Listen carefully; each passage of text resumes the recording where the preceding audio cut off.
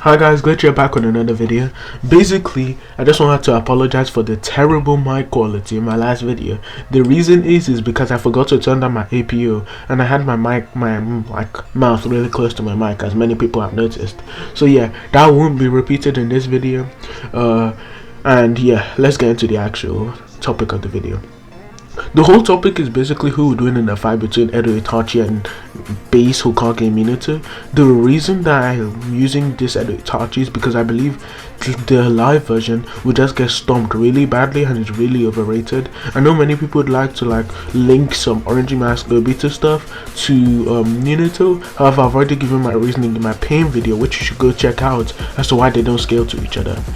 But yeah, the reason I believe this battle is so interesting is because it's basically a battle of two talented individuals, with Minato getting the highest scores in the academy ever, right, with Itachi being second to that. And then we also have people like Itachi being born from special clans, being born with special abilities and special heritages what they have to match up to, where Minato is the one who basically paves out his own destiny, and he's the one who basically writes his own story. He isn't from any sort of clan, and it's basically a hard work versus talent type situation. But at the same time, Minato is a prodigy in his own right.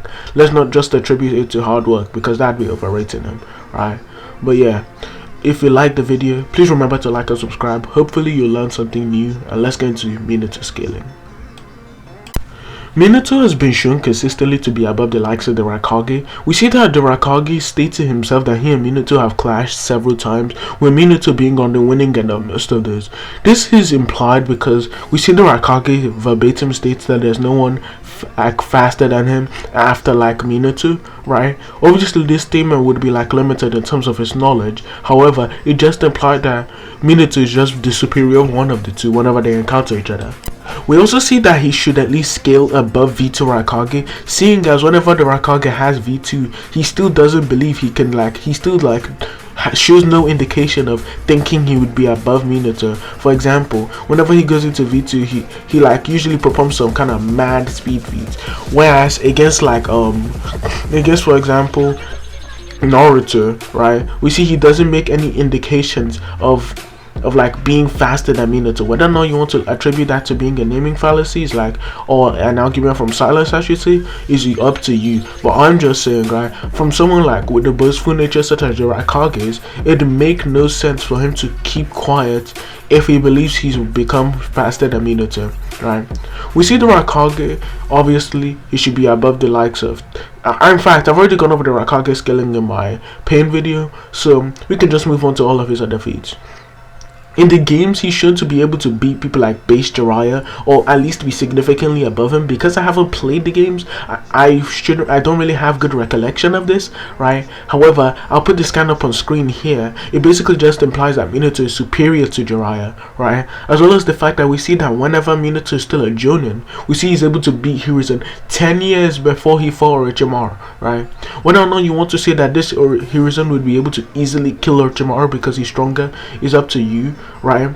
However, I already think it's up a stamina thing, because we see that people like Onoki, who've been alive longer than Hiruzen, right, they don't get slower from their prime. So it makes no sense for that to be the case with Hiruzen, apart from whenever he was really young. His scaling also consists of other feats, such as him being compared to the likes of KCM1 Naruto on several occasions, with whenever KCM1 Naruto does an arguably body flicker feat, we see that he's always compared to the Yellow Flash. For example, whenever he uses body flicker against Kisame, we see B compares him to the Yellow Flash and also likens it to teleportation, whereas whenever he's fighting against the Raikage, he also is likened again to the Yellow Flash. This would also fit the narrative of he's slowly surpassing Minato in certain aspects, with the Rasen Shuriken being AP, Sedrid being raw lifting strength, and KCM just being speed, which would be Minato's main selling point here. So it would make much sense narratively for them to be comparable, at least in terms of speed. But how does Itachi match up to this? If you want to learn more, keep watching the video to the very end. Remember to like and subscribe, and let's get into the scaling of the Uchiha prodigy, Uchiha Itachi. Itachi, just to list off some of his abilities before we actually get into the versus battle. The reason I'm actually taking his abilities into account in this certain fight is because I believe that his abilities would scale above his own physicals, right? For example, we see his Amaterasu should scale above his physicals, because even though he's holding back against Sasuke, he's still able to keep up with him, whereas his Amaterasu is able to tag him, which would again just imply it scales above him. He also has like genjutsu such as Tsukuyomi, which is implied to be something that no one can break out of, right?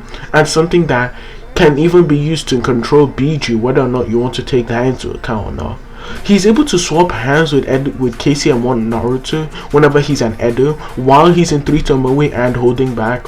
We know that the Sharingan would at least amp your stats, because it stated that increases your combat ability or combat power, whether or not, like depending on the definition, you can really pick one of the two. But it's stated to increase your combat power, which would be the definition I'm going with, in all kinds of aspects. These aspects, if you want to like just try and slim them down to like genjutsu, it would just be pretty stupid, because we see that like with the aid of your Sharingan, you're able to dodge things that you're not able to do. And within that whole panel talking about like the Sharingan, we see it's like specifically talking about your speed in which you're dodging things. So it makes much sense that it's referring to your Taijutsu and your Ninjutsu. And the Ninjutsu part is also stated in an anime fanbook, not to go to delve too deep into the Sharingan. We also see that while holding back on Kabuto, he's able to swap hands with him, right? Because he isn't trying to kill him. The reason that he isn't trying to kill both of his opponents is, for the Naruto instance, we see Kabuto directly states that he wants to capture Naruto to basically shock Obito and turn on him. Whereas in the Kabuto instance, he's trying to control Kabuto to be able to release the Edo Tensei. With both of these would just be like severely counterproductive if you just went ahead and tried to kill him. So we see he's able to like swap hands with Kabuto while he's in his MS state while holding back, and this Kabuto should easily be above the likes of EMS Sasuke. The reason he's above EMS Sasuke is because we see that, for example, his ninjutsu is able to cancel out Sasuke's, and it's so strong that it knocks him out of his Susanoo, as well as the fact that we see that Itachi has to protect Sasuke multiple times throughout the fight. We see that like Sasuke doesn't even have as much of resistance to Kabuto's attacks, right? For example, his White Rage, we see affects Sasuke way more than Itachi does. We also see that Kabuto is able to dodge things like Sasuke's Susanoo arrow, which Sasuke shows significant surprise to, right?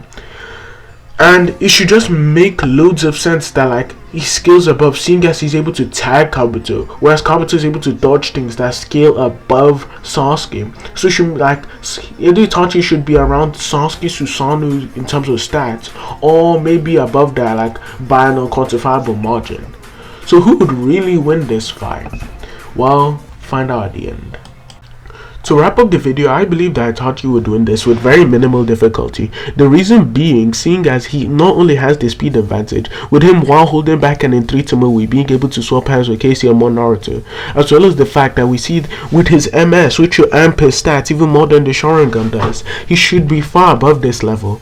As well as the fact that he also has the Susanoo, which is a step above that also is a perfect counter to all of Minato's abilities. Seeing as Minato's flying Raijin is unable to penetrate the Susanoo, which directly stops Minato from teleporting directly to him.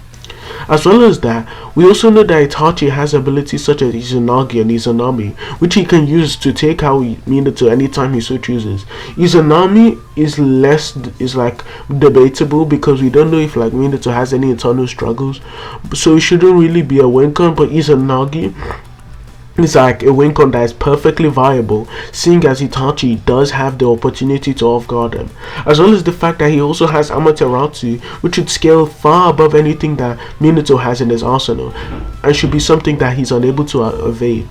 So yeah, if you like the video, please remember to like and subscribe. Again, I believe that Itachi wins this battle with pretty low mid difficulty if you want to stretch it to mid at best. I'm fine with you thinking that Minato wins, however, I'll cover it more later, but if you want to discuss it with me, you can. And yeah, that's it for the video. It's been Glitch, and I'm out.